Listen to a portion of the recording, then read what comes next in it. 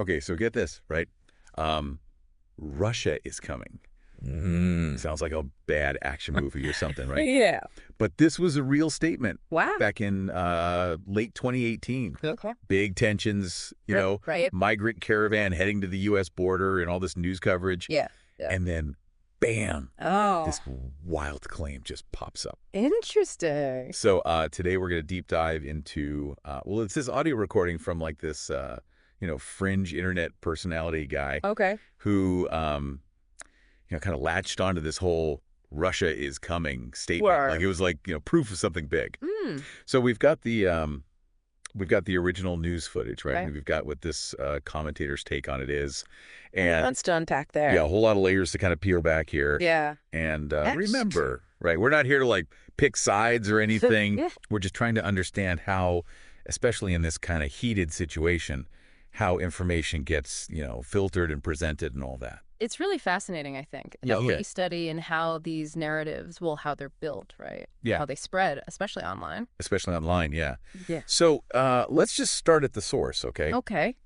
This Televisa News segment, right, Mm-hmm. shows this huge group of migrants. They're trying to cross into the U.S. from Tijuana. Right.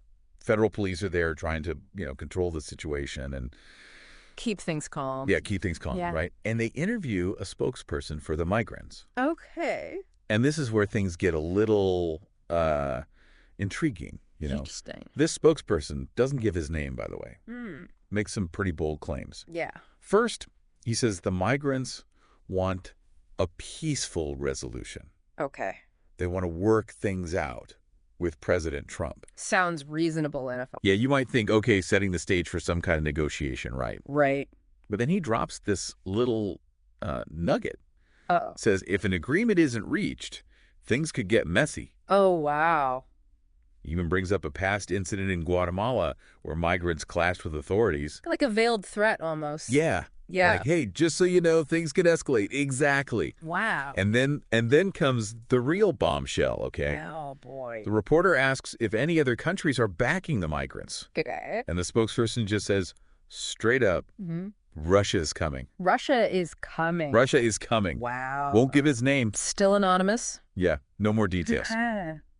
Just mentions that he has their number from contacts in Chile. Chile. That's interesting. Yeah. Chile, of course, with its history of, socialist and communist governments and all that. Right, right. Adds another layer, whether it's intentional or not. Yeah, it kind of feeds into a certain narrative, It does, yeah. Okay, so we've got this cryptic news clip. I'm following you. Enter our internet commentator, Okay. right? The conspiracy theory guy. Right. And he jumps all over this Russia is coming statement. Oh, I bet. Oh, yeah, this is absolute proof that Russia is behind the whole thing. The whole migrant caravan situation. A whole migrant caravan, yeah. Mm. It's the way he presents it, right? Okay. It's all, you guys are going to trip out on this information and, Creating a sense of urgency. Yeah, exactly. There's something hidden going on. Yeah, what the hell is really going on? Right. Like, only he has access to this, secret truth. It's classic. It's like he's It's classic. Yeah. I was going to say, it's like he's instantly putting his audience on high alert, Yeah. priming them for the big reveal. Totally. And did you notice how he keeps calling the spokesperson clearly an agent? Oh, yeah. Clearly being supported by the Russians. These strong claims, but no real evidence. Yeah, where's the evidence? He's not just relaying the information, he's interpreting it, Yeah. reaching conclusions, Without backing him up. without backing them up. Yeah. And then the spokesperson refusing to give his name. Oh, yeah. Classic conspiracy theory logic. The classic, right? No transparency equals a cover-up. Exactly. Yeah. So here we are. Hmm. We've got this odd statement from a news interview, Yeah. amplified and distorted, Right. through this conspiracy theorist lens. It's a lot to think about. Yeah. So before we go any further, Yeah. I want to pause here and I want to ask you, the listener, Hmm. what jumps out at you so far? Yeah. What seems believable? Right. And what are your alarm bells going off about? Good questions. But we'll unpack all of this more in just a bit. Okay. Stick around. I'm ready. It's easy to get, Caught up in it all. caught up in the drama of it, Yeah, for sure. especially when somebody's presenting it with such, Conviction. conviction. Yeah. Like they really believe it. They know something you don't, right? Exactly. But that's exactly when we have to be Extra cautious. extra cautious. Yeah. So, okay, let's Take a step back. zoom out for a second. Look at the bigger picture. Think about the context here. Exactly. Late 2018, that was a pretty tense time. Yeah, U.S.-Russia relations were not Great. great, no. No. You had the Mueller investigation, Right. allegations of Russian interference in the election. 2016? Yeah, 2016, all that swirling around. Just a general sense of distrust Yeah. between the two countries. A lot of suspicion on both sides. So you dropped this idea of Russia secretly backing a migrant caravan, right? Yeah. Heading for the U.S. border. I mean, Talk about provocation. that would have been seen as a major A provocation. huge deal. Huge deal. Yeah. And that kind of scenario, Right. perfect breeding ground, Propaganda. propaganda, Misinformation. misinformation, yeah. All of... So let's dig into that for a second. Okay. How do these emotionally charged situations, right, make it easier for misinformation to spread? Well, think about it. Yeah. When people are anxious, Scared. yeah, Yeah. they're more likely to believe, Sensational claims. those sensational claims, especially if it Confirms what they are. reinforces their existing beliefs. Right. Critical thinking can take a back seat in those moments. It's like that old saying, a lie can travel halfway around the world while the truth is still putting on its shoes. That's so true. Especially in the age of Social media, right? where everything's just spread so fast. Like wildfire. Wildfire, yeah. And we can't ignore the role of these commentators. Right, the amplifiers. Yeah, like the guy we're talking about. They take a little snippet. Out of context, usually. Often out of context. And then they spin it into this... a whole narrative. Yeah, this whole narrative. Their own version of the story. So, I mean, are these guys genuinely... concerned, or are they just, exploiting people's fears? For clicks. For clicks, for views, for their own gain? Yeah. Yeah. It's a tough question. It's a tough question, and we should be asking it about... all sources. All sources, yeah. Not just the fringe stuff. Not just the obvious ones, because even mainstream outlets have their own... biases. Yeah. Agendas. For sure. So, going back to that migrant spokesperson, what do you think his motivation was? With the Russia is coming statement. Yeah, with that whole Russia is coming thing. It's hard to say for sure. Yeah. But, I mean, there are a few possibilities. Okay. Maybe he genuinely believed it. Based on rumors he'd heard within the caravan. Right. Or maybe it was a calculated move. Oh. To try and... make the migrants seem... more powerful. to pressure the U.S. government. Yeah. Exactly. Try and force some concessions. Hoping to get what they want. Yeah. We also can't rule out the possibility that he was just... making it up. Yeah, making it up. Maybe for attention. Or to... distract from something else. Divert attention from some other issue. And the fact that he wouldn't give his name...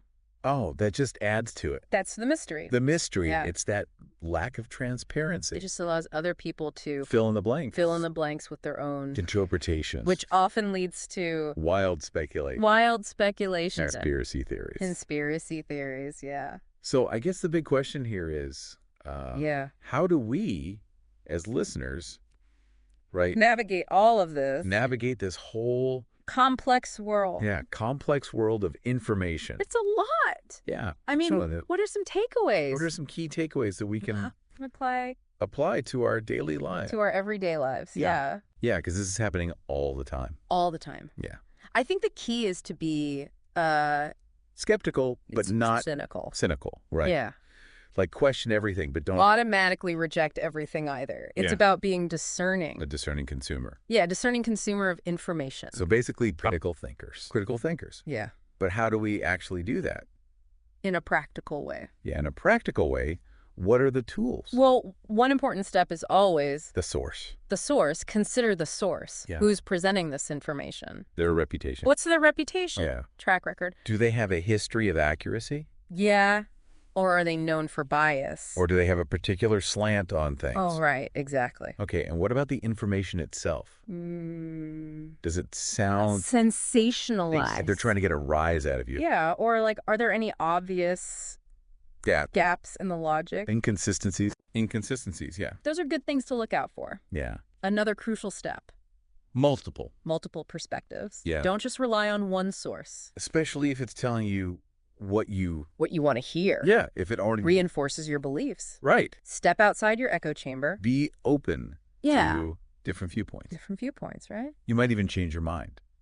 Oh, yeah. Be willing to change your mind.